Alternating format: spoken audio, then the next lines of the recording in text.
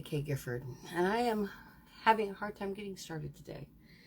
I'm feeling frozen, and I've been feeling frozen and almost started and had another sip and highlighted some more stuff and sat back and gone to the bathroom and almost started and blah de blah. Do you do this in your life with things you need to do? Like, I'm about to start almost anytime. You know, I'm a life coach, and as one, I could be entirely unauthentic and say, yeah, every day is great. I know how to always be awesomeness. Awesome sauce pours over my life. And it's like, you know what? Then there's the real world. Being a life coach is way more about trudging through the fields with everyone every day, just for whatever reason, feeling that and seeing that I have something to contribute, because maybe I've trudged a little bit further through that field and maybe I've given it some study and thought. So anyway, Linda Kay Gifford, sexual abuse survivor, life coach, owner of feelgoodfairtrade.com, founder of the Sweet Survivor Rescue Fund, Aspie woman.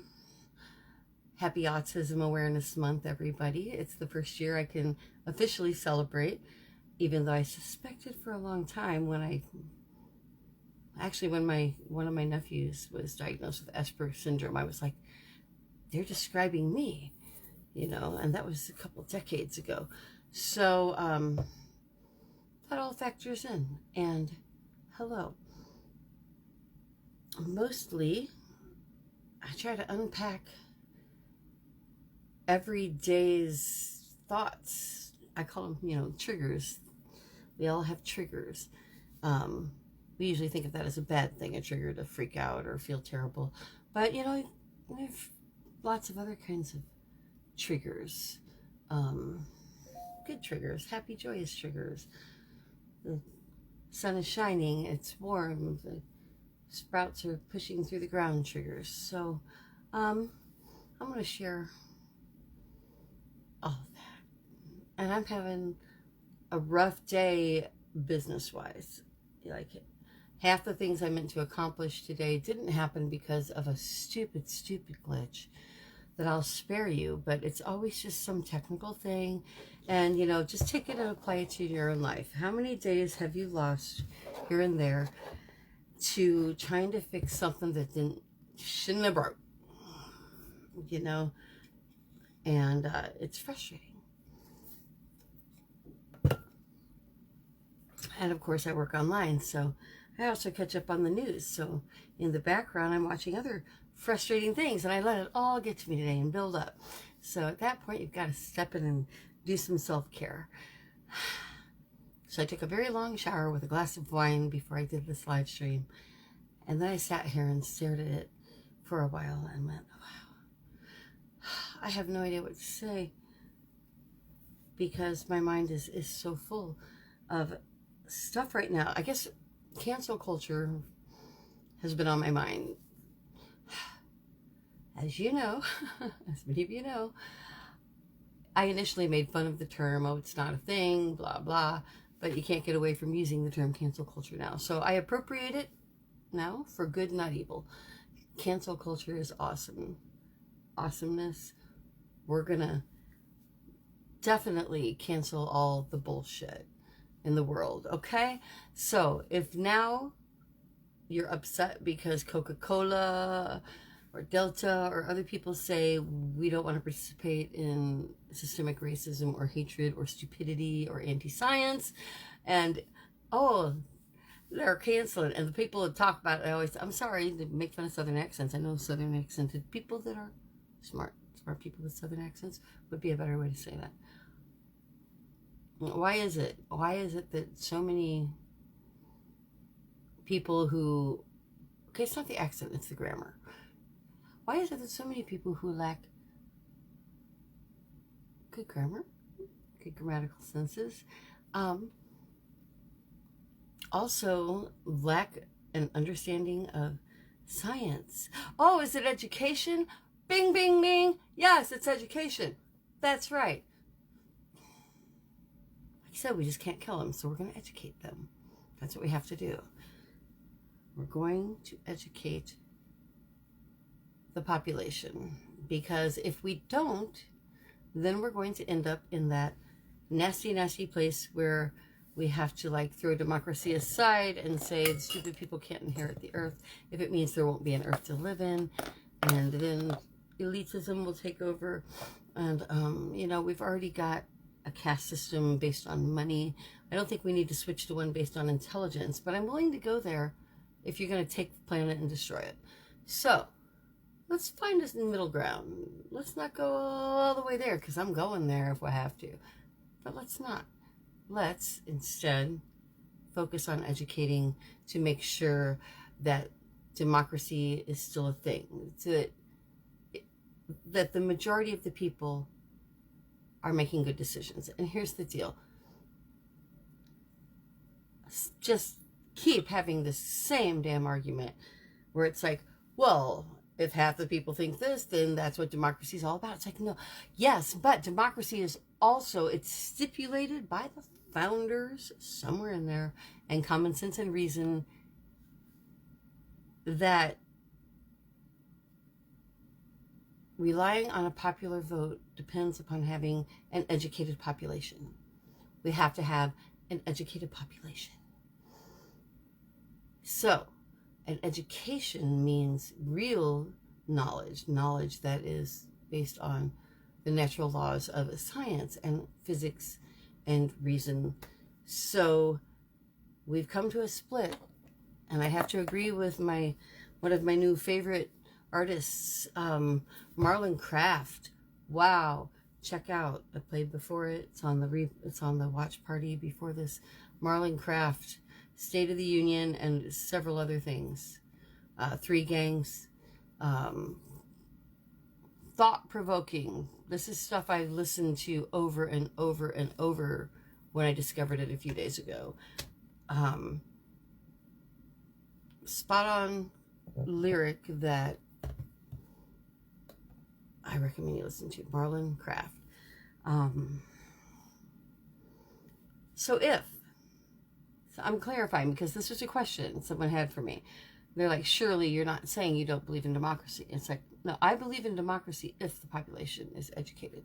But if the population refuses to be educated and instead relies on mythology and dogma and can't get a grip on the idea of separation of state and church, can't have the intelligence level and just the empathic reason ability to say, you are not me just because you believe differently than me, as long as you're not like hurting me and my family or being a law-breaking, destructive person in society, then I don't care how you love or worship or eat or whatever, you know.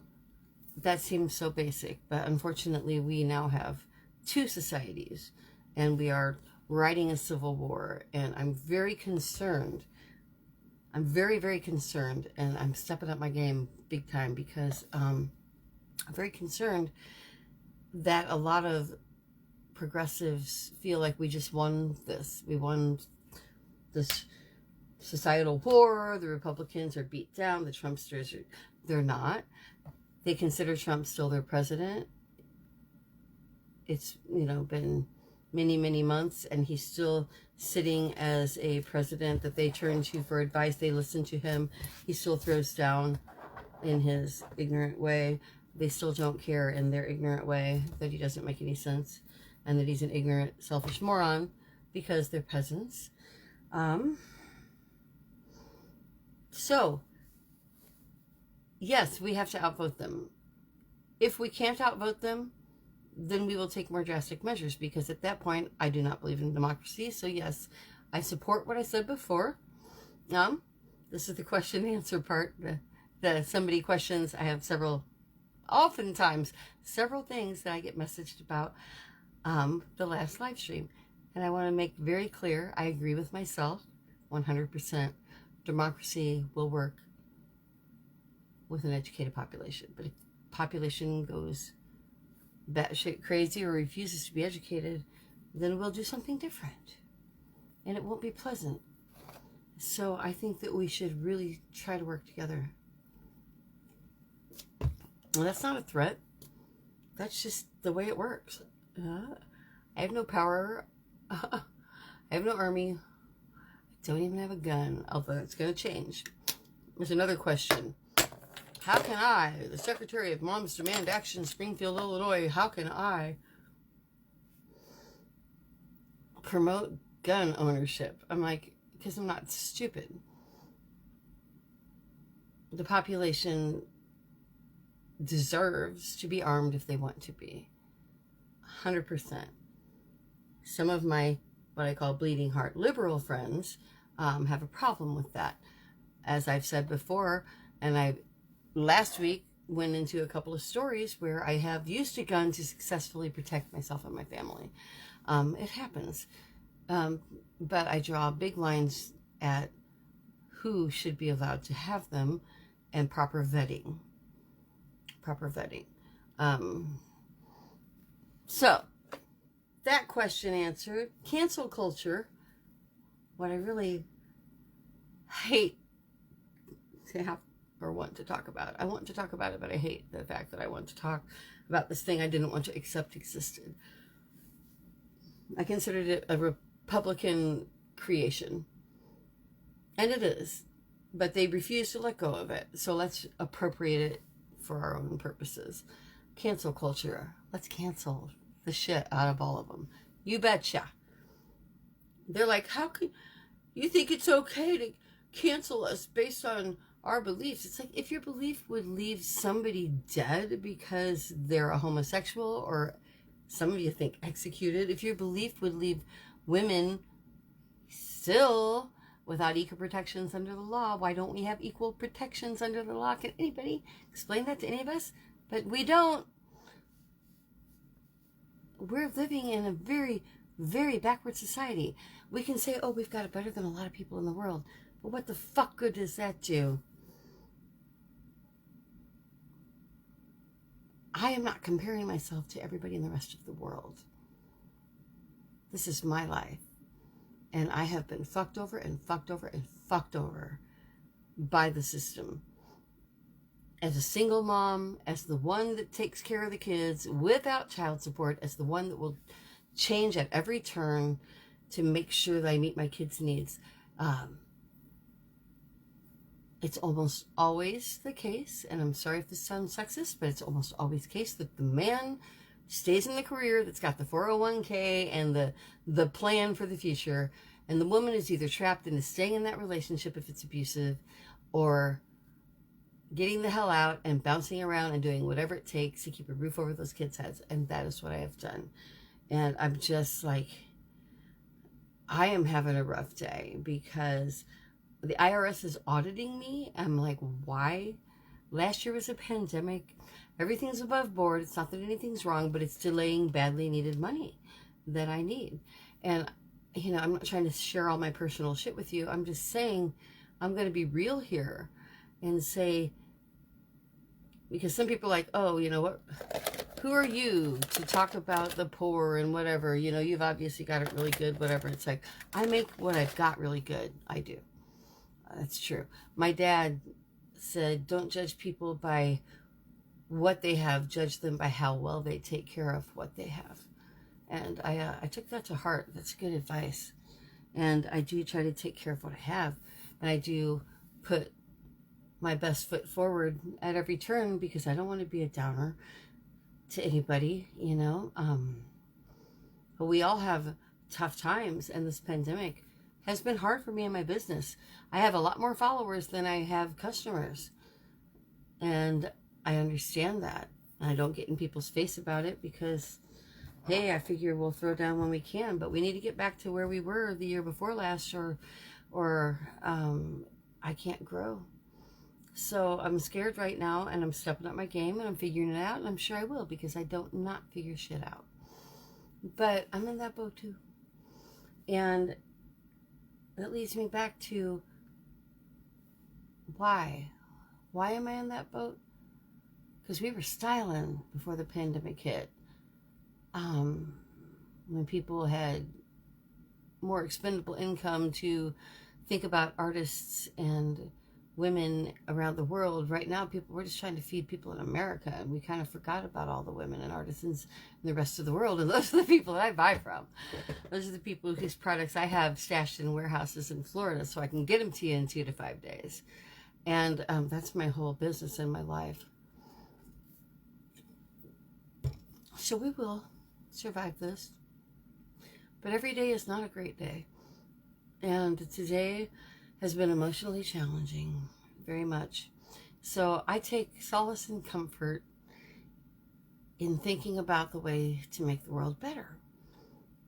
And when I think about refusing the services of conservatives and Republicans who would take rights away from those I love and care about, then I feel happy again. So I'm going to just embrace cancel culture. I'm going to appropriate it and make it my own. I'm coming to cancel all of y'all. All of y'all bad guys. We're coming to cancel you. We're going to cancel your bad attitudes. We're going to come. We're going to make the progressive parades. We're going to come to your towns. And we're going to take your children. Not literally. I know you're going to try to isolate that really quick. Because they already did that once and tried to use it against me. I'm going to take her children. She's horrible. She's terrible. No, we're going to teach your children. Like I taught my children. Who are all doing spectacularly well, by the way.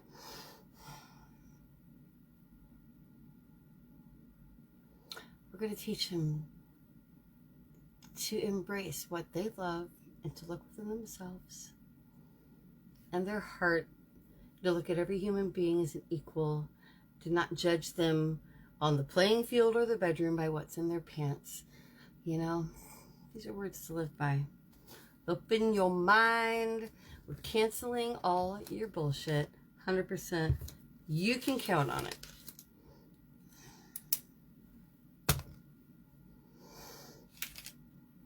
That being said, do I want to end or I want to talk about, okay, why do I do this? All right.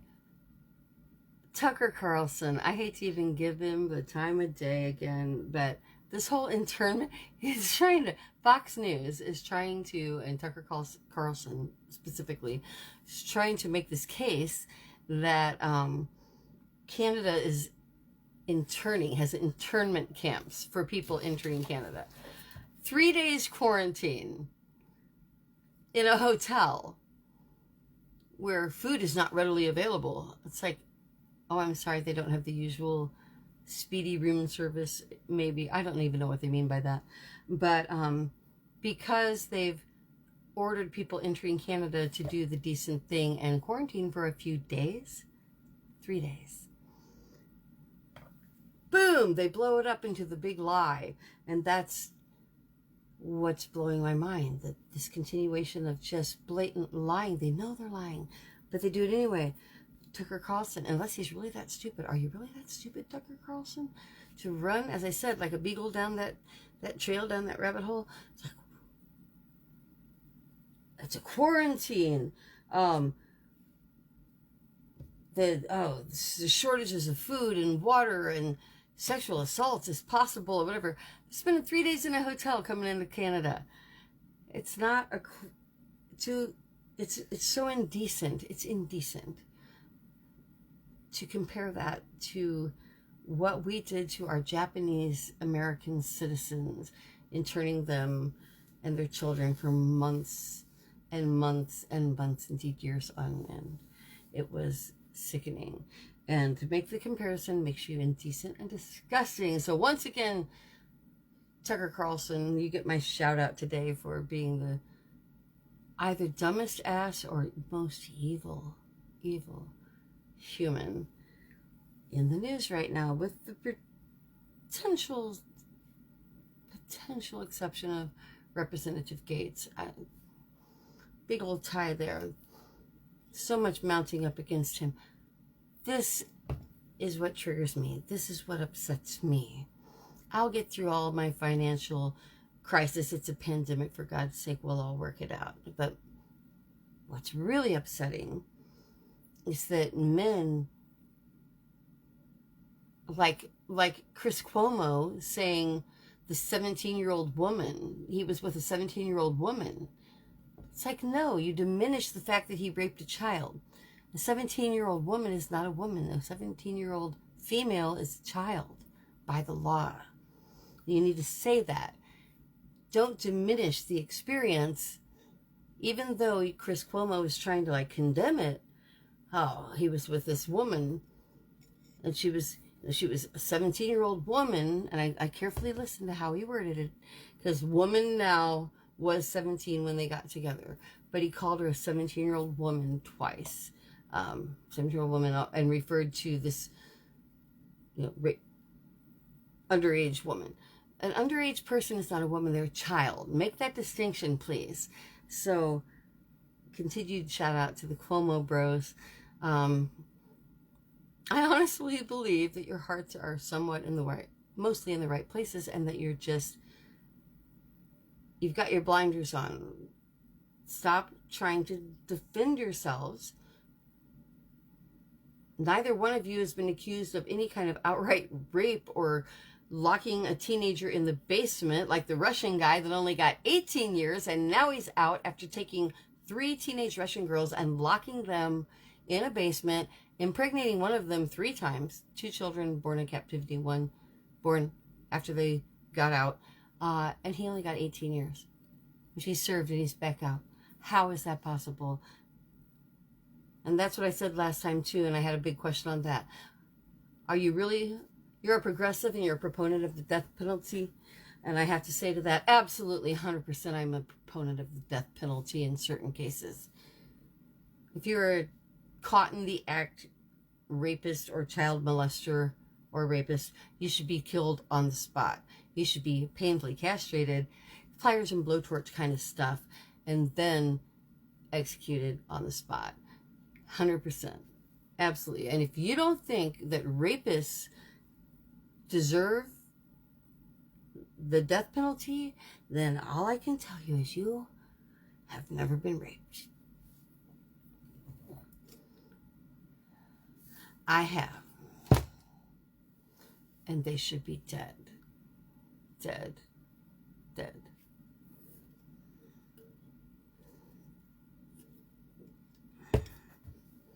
So, that's a good lead-in to avoid hopeless vengeance. I spent years, as I said before, thinking of ways I could possibly kill my ex-brother-in-law. And it was hopeless vengeance. Now I'm going to sue his ass. Now I've been sifting through lawyers, got to, think a good thing happening here. Good, well-known, respected lawyer.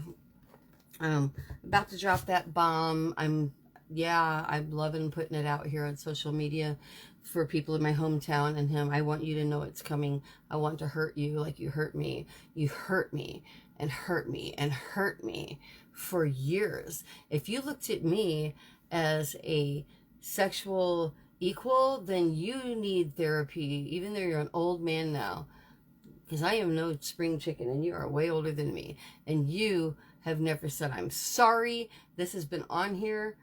Once upon a time at my nephew's wedding reception, he came up to me after my CD was released with the song Little Girl on it, that obviously says what happened to me. He came up and said, I'm sorry you got caught up in our shit. That is not an apology. That does not excuse you. You have no business. And after all of this, you still can't look me in the eye. You can't look anybody else in the eye. You and your goddamn cousin, too. Everybody knows, bakery boy, you're going down, too. Because you know what? I have the law on my side. I'm not going to do hopeless vengeance. And that's what I suggest to the rest of you. In my life coaching, I say it's up to you, but if you have the opportunity, like I do, in a state that does not have a statute of limitations against felonies committed against you as a child, then by all means, I recommend you go for it and do it, because I cannot kill a person. I don't really want to, or I would have done it. It just made some of the pain go away. But you know what's going to make the pain go way more away? What's going to give me a very sweet sense of satisfaction is having him look me in the eye and admit it, or at least get judged guilty. Because you know what? I deserve that. I deserve that. People who sexualize little girls are disgusting perverts. You are a disgusting pervert. Don't put up with them in your own life. Don't cover for them. Don't hide your truth. Think of what they'll do to other girls. Think of what they'll do to their grandchildren. Think of it.